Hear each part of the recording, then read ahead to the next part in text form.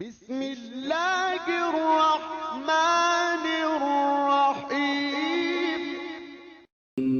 In the name of Allah, the Beneficent, the Merciful. السلام علیکم ورحمۃ اللہ وبرکاتہ. اعوذ باللہ من الشیطان الرجیم.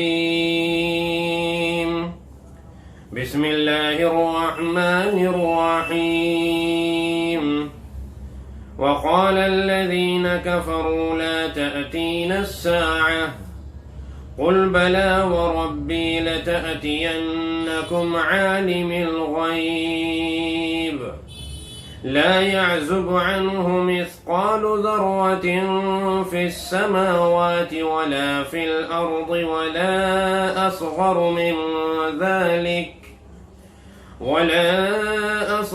من ذلك ولا أكبر إلا في كتاب مبين ليجزي الذين آمنوا وعملوا الصالحات أولئك لهم مغفرة ورزق كريم والذين سعوا في آياتنا معاجزين أولئك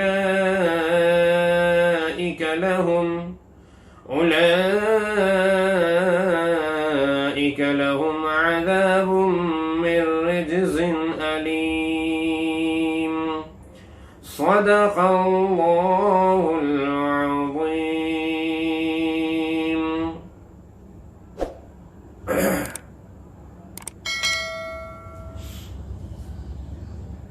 جس طرح اللہ تبارک و تعالیٰ پر ایمان لانا اور آپ صلی اللہ علیہ وسلم کی نبوت کو تسلیم کرنا ضروری ہے، اسی طرح آپ کی لائی ہوئی تمام تعلیمات اور شریعت پر ایمان لانا اور اس پر عمل کرنا، دل سے یقین کرنا بہت ضروری ہے. اس کے بغیر کامل اور مکمل مومن نہیں ہو سکتا. چنانچہ قیامت کے دن کے آنے پر، مرنے کے بعد دوبارہ زندہ ہونے پر، رب سے ملاقات ہونے پر یقین کرنا، کیونکہ اس کی خبر خود ہمیں اللہ کے نبی محمد مصطفیٰ صلی اللہ علیہ وسلم نے قرآن و حدیث کے ذریعے سے دی ہے. تو اس کو ماننا، اس پر یقین کرنا اور یہ عقیدہ اپنا بنانا بہت ضروری ہے. اس کے بغیر مومن ہو ہی نہیں سکتے. بہت سے لوگ ایسے آج بھی دنیا میں ہیں جو مرنے کے بعد دوبارہ زندہ ہونے پر یقین نہیں رکھتے، جو یہ سمجھتے ہیں کہ اول آخر جو بھی کچھ ہے بس یہی دنیاوی زندگی ہے، اس کے بعد کوئی اور دوسری زندگی آنے والی نہیں ہے. اگر کسی کی ایسی سوچ ہے، اس طرح کے خیالات ہیں، تو پھر ہم سمجھ لیں کہ وہ ایمان والا نہیں ہو سکتا، وہ مومن نہیں ہو سکتا. چاہے وہ کلمہ پڑھے، چاہے وہ نماز پڑھے، چاہے وہ روزے رکھے، چاہے وہ حج کرے، تلاوت اور ذکر کرے، کتنا بھی صدقہ اور خیرات کرے، لیکن اگر اس کا یہ یقین نہیں ہے کہ مرنے کے بعد دوبارہ زندہ ہونا ہے اور قیامت کبریٰ آنی ہے، تو وہ مومن یقیناً مومن نہیں. چنانچہ اللہ کے نبی صلی اللہ علیہ وسلم نے جب دعوت ایمان دی کفار و مشرکین کو، اہل مکہ کو، تو ان میں سے جنہوں نے آپ کی نبوت کو تسلیم نہیں کیا اور جو ایک اللہ پر بھی یقین نہیں رکھتے تھے، ان لوگوں نے، ان کو منکر کہا جاتا ہے، یعنی کہ اللہ کا انکار کرنے والے، اللہ کے نبی کی نبوت کا انکار کرنے والے، عقیدہ آخرت کا انکار کرنے والے، اللہ تبارک و تعالیٰ کی نازل کی ہوئی آسمانی کتاب کا انکار کرنے والے، تو ان کو کافر کہتے ہیں. کفروں سے اللہ پاک نے یہاں پر اس کا ذکر کیا. تو اللہ فرماتے ہیں کہ وقال الذین کفروا لا تأتینا الساعة، یہ کفار کہتے ہیں کہ قیامت نہیں آئے گی، کہ ہم پر قیامت آئے گی نہیں. جس قیامت سے تم ہمیں ڈراتے ہو وہ قیامت ہم پر آنے والی نہیں ہے، اس لیے کہ اگر آنی ہوتی تو اس کا متعین وقت آپ کو بھی معلوم ہوتا. جب آپ دعویٰ کر رہے ہیں کہ میں نبی ہوں تو پھر آپ کو اس کا متعین وقت معلوم ہوتا. آپ بھی اس کا متعین وقت نہیں بتا پا رہے ہیں، تو در حقیقت بات یہ ہے، سچائی یہ ہے کہ وہ آئے گی نہیں.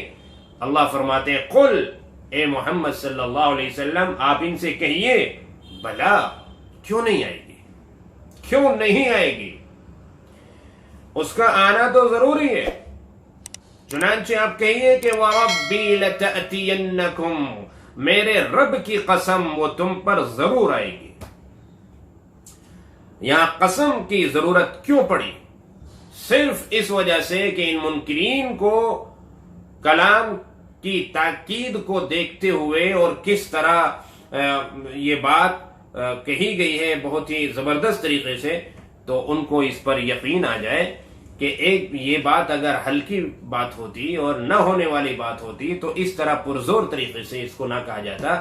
یہ پرزور طریقے سے اللہ پاک کہہ رہے ہیں کہ آپ کہیے کہ میرے رب کی قسم یہ ضرور آئے گی تم پر.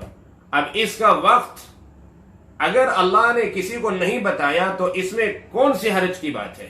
اگر نبی کو اس کے وقت کا نہیں پتا تو یہ ضرور، اس کا مطلب یہ نہیں کہ وہ آئے گی نہیں، بلکہ عالم الغیب، وہ غیب کا علم رکھنے والا ہے. اللہ غیب کا علم رکھنے والا ہے، وہ عالم الغیب ہے. تمام پوشیدہ چھپی ہوئی باتیں اسے معلوم ہیں، اس کے علاوہ کسی کو معلوم ہو یا نہ ہو لیکن اسے بہرحال معلوم ہے. تو قیامت کا بھی اسے علم ہے کہ وہ کب آئے گی. قیامت کے بارے میں اس رب نے کسی کو نہیں بتایا، اپنے اس علم کے اندر اس نے کسی کو بھی شریک نہیں کیا. یہ صرف اللہ تبارک و تعالیٰ کو معلوم ہے. لا يعزب عنه مثقال ذرة في السماوات ولا في الارض، ذرہ برابر بھی کوئی چیز آسمان و زمین میں اس کی نظروں سے غائب نہیں ہے، اس کے علم سے باہر نہیں ہے. اسے معلوم ہے، ہر چیز کا علم ہے اسے. تو علم غیب سے یہ ثابت ہوا کہ قیامت جو کہ ایک چھپی ہوئی چیز ہے اس کا آنا یقینی ہے، اور چھپی ہوئی چیز کا علم صرف اللہ کو ہے. جن چیزوں کا علم اللہ نے اپنے بندوں کو اپنی مخلوقات کو اگر دے دیا تو وہ ایک الگ بات ہے، لیکن جن باتوں کا علم اللہ پاک نے اپنے بندوں کو نہیں دیا ان کا علم اللہ کو ہے. تو قیامت آپ صلی اللہ علیہ وسلم کو اللہ پاک نے پوری کائنات تمام مخلوقات سے زیادہ غیب کا علم دیا ہے. آپ کے برابر کسی کا بھی علم نہیں ہے اللہ کے علاوہ، لیکن اللہ تبارک و تعالیٰ کے پاس پھر بھی بہت سی ایسی معلومات ہیں کہ جو اللہ نے کسی سے شیئر نہیں کی، جو اللہ پاک نے آپ صلی اللہ علیہ وسلم کو بھی نہیں بتائی. اسی لیے حدیث جبرائیل مشہور حدیث ہے کہ جب جبرائیل علیہ السلام آپ صلی اللہ علیہ وسلم سے بظاہر دین سیکھنے آئے تھے اور حقیقت میں صحابہ کرام کو سکھانے آئے تھے، تو اس میں جبرائیل علیہ السلام نے یہ سوال کیا تھا کہ قیامت کب آئے گی. تو آپ صلی اللہ علیہ وسلم نے اس کا جواب یہ دیا تھا کہ اس کے بارے میں بھی سوال کرنے والے سے زیادہ نہیں جانتا، یعنی جتنا علم تمہیں ہے اتنا مجھے ہے. اس سے پتہ چلا کہ قیامت کب آئے گی اس کا علم نہ جبرائیل علیہ السلام کو ہے بلکہ اسرافیل علیہ السلام کو بھی اس کا علم نہیں ہے، جنہیں اللہ پاک نے اسی کام کے لیے پیدا کیا. اسرافیل علیہ السلام کا کیا کام ہے؟ اللہ پاک نے اسرافیل علیہ السلام کو جس دن سے پیدا کیا تھا اس دن سے وہ سور اپنے ہاتھ میں لے کر منہ پہ لگا کر اور کان اللہ کی طرف کر کے پوری توجہ کے ساتھ کھڑے ہوئے ہیں کہ جب رب کا حکم ہوگا تو میں بجانا شروع کر دوں گا. لیکن یہ رب کا حکم ہوگا کب اسرافیل علیہ السلام کو بھی نہیں پتا. تو بہرحال نہ اللہ نے کسی فرشتے سے اپنا یہ علم شیئر کیا ہے نہ کسی نبی کو بتایا ہے، یہ علم صرف اللہ تبارک و تعالیٰ کو ہے. اور اللہ کا علم ایسا ہے غیب کا کہ ذرہ برابر کوئی چیز اس کے علم سے باہر نہیں ہے. آسمانوں میں کیا ہو رہا ہے، زمین میں کیا ہو رہا ہے، زمین کے اندر کیا ہو رہا ہے، تحت الثری میں کیا ہو رہا ہے، اللہ تبارک و تعالیٰ کو تمام چیزوں کا علم ہے. وَلَا أَصْغَرُ مِنْ ذَلِكَ وَلَا أَكْبَرُ إِلَّا فِي كِتَابٍ مُبِينٍ، اور کوئی بھی چھوٹی یا بڑی کوئی ایسی بات نہیں ہے جو اللہ نے پہلے سے لوح محفوظ میں نہ لکھ دی ہو. اللہ کو علم تھا اسی لیے تو اللہ نے لوح محفوظ میں لکھ دیا. اگر اللہ کو علم نہ ہوتا تو اللہ کیسے لکھتے؟ اس سے ہاں ایک بات اور ثابت ہو گئی، وہ یہ کہ اللہ رب العزت مرنے والے انسان کو اس کے اسی جسم کے ساتھ قیامت کے دن اٹھائیں گے جو جسم اللہ نے دنیا میں ان کو دیا. اب زمین میں دفنانے کے بعد یا اس میت کو جلانے کے بعد اس کی راکھ بہا دی گئی، اڑا دی گئی، یا درندوں نے اس کو کھا لیا، تو یہ اس جسم کے ذرات کہاں پر ہیں، منتشر ہو گئے پوری دنیا میں، پوری زمین میں پھیل گئے، درندوں نے کھا لیا، ہواؤں میں اڑا دیا، دریاؤں میں بہا دیا، کیڑے مکوڑوں کی، حشرات الارض کی غذا بن گیا۔ قبر کے اندر بھی بہت سی اللہ کی مخلوق ہے کہ جس کی وہ غذا بن گیا۔ تو اب یہ زمین کے کس حصے میں کہاں پر اس کے جسم کا جز موجود ہے یہ اللہ کو معلوم ہے، اور اللہ تبارک و تعالی اس کے اسی جسم کے ان تمام اجزاء کو، ان تمام حصوں کو اکٹھا کر کے اللہ پھر اس کو اسی جسم کے ساتھ جو دنیا میں اللہ نے دیا، اسی جسم کے ساتھ دوبارہ کل قیامت کے دن اللہ اٹھائیں گے۔ اسی لیے اللہ نے فرمایا کہ زمین و آسمان میں ذرہ برابر بھی کوئی چیز اللہ سے پوشیدہ نہیں ہے، اس کے علم سے باہر نہیں ہے، اس کی نظروں سے اوجھل نہیں ہے، اسے معلوم ہے۔ تو بہرحال یہ بات طے ہو جاتی ہے کہ قیامت آئے گی اور یقیناً آئے گی، اور کیوں نہ آئے۔ دنیا کے اندر بے شمار واقعات ایسے ہوتے ہیں کہ ظالم کمزوروں پر ظلم کر رہا ہے، طاقتور کمزور کو تکلیف پہنچا رہا ہے، اس کے اوپر زیادتیاں کر رہا ہے، اس کے اوپر ظلم کر رہا ہے، اور دنیا کی عدالتوں سے وہ اپنے پیسوں کی اور اپنے تعلقات کی بنیاد پر اپنے آپ کو چھڑا لیتا ہے۔ یعنی کہ غرض یہ ہے کہ مظلوم کو دنیا کے اندر مکمل انصاف نہیں مل پاتا، ایسے بہت سارے واقعات ہیں۔ تو جب دنیا میں ظالم اپنے انجام تک نہیں پہنچا اور مظلوم کو انصاف نہیں ملا تو پھر کیا ایسے ہی چھوڑ دیا جائے؟ رب کریم جس نے اس کائنات کو بنایا ہے وہ یوں ہی دیکھتا رہے؟ نہیں، بلکہ بہت سارے مجرم جو دنیا کی سزاؤں سے بچ جاتے ہیں اور دنیا کی عدالتوں سے چھوٹ جاتے ہیں، تو اللہ پاک نے ایسے مجرموں کے لیے ایک بڑی عدالت کا انتظام کیا ہے کہ اور وہ عدالت اس دن لگے گی جس دن قیامت آئے گی۔ اس عدالت میں اللہ تبارک و تعالیٰ کے یہاں ہر ایک کو کامل اور مکمل انصاف ملے گا، یہاں تک کہ اگر کسی بے سینگ بکری کو کسی سینگ والی بکری نے ستایا ہوگا، تکلیف پہنچائی ہوگی، اللہ انہیں بھی زندہ کر کے ان کے اندر انصاف کرے گا، اور بے سینگ والی بکری کو سینگ عطا فرما کر اللہ پاک بدلہ دلوائے گا، اور اس کے بعد ان کو مٹی بنا دیا جائے گا، کیونکہ ان کے لیے نہ جنت ہے نہ جہنم ہے۔ تو اس قدر انصاف اللہ تبارک و تعالیٰ کی عدالت میں ہوگا۔ تو جو موجودہ حالات ہیں دنیا کے، جو بڑے بڑے مجرمین اپنے آپ کو چھڑا لیتے ہیں، بچا لیتے ہیں، سزا سے بچ جاتے ہیں، تو یہ حالات اور واقعات تقاضا کرتے ہیں اس بات کا کہ ان مظلوموں کا بھی انصاف کا کوئی دن آنا چاہیے، اور وہ انصاف کا دن قیامت کا دن ہوگا۔ اللہ رب العزت کے یہاں اس طرح مجرم کوئی بچ نہیں پائے گا، نہ وہاں کسی کی سفارش چل سکے گی، نہ وہاں کوئی کسی کی مدد کر سکے گا، نہ کسی کے پاس دینار اور درہم ہوگا۔ اور اللہ فرماتے ہیں کہ بالفرض اگر ہم دے بھی دیں اور پوری دنیا زمین و آسمان جتنا ہے اتنا بھر کے ہم سونا، چاندی، ہیرے، جواہرات اور کیش ان کو دے بھی دیں، اس کے باوجود وہ قبول نہیں کیا جائے گا، چونکہ اللہ کے یہاں کسی بھی طرح کی کوئی رشوت نہیں چلتی ہے۔ تو خیر، اب یہ انصاف کا تقاضا ہے کہ قیامت کا دن آنا چاہیے، اسی کا اللہ پاک نے یہاں اگلی دو آیتوں میں، آیت نمبر 4 اور آیت نمبر 5 میں ذکر فرمایا۔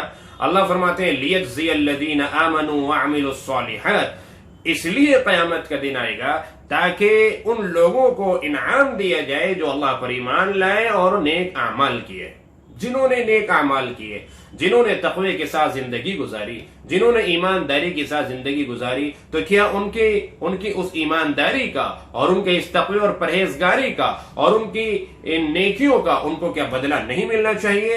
یقیناً ملنا چاہیے۔ اس کے لیے اللہ نے قیامت کا دن بنایا۔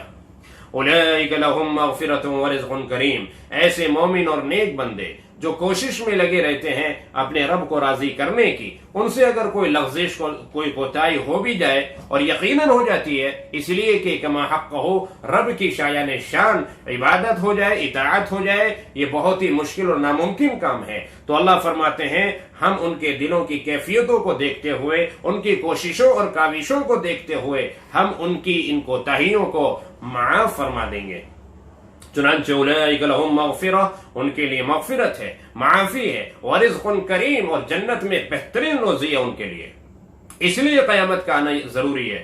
اسی طرح والذین سعوا فی آیاتنا، وہ لوگ جنہوں نے ہماری آیتوں اور ہمارے معجزوں اور ہمارے نبیوں کو، ہماری قدرت کی نشانیوں کو، ہماری وحدانیت کو جن لوگوں نے باطل ٹھہرانے کی کوشش کی، انتھک کوشش کی، اور دنیا کی نظر میں اسے ایک جھوٹا مذہب بنانے کی کوشش کی اور اس میں لگے رہے، معاجزین، ہم کو نیچے دکھانے کے لیے، ہرانے کے لیے، حالانکہ یہ ناممکن بات ہے، اپنے رب کو کون نیچے دکھا سکتا ہے؟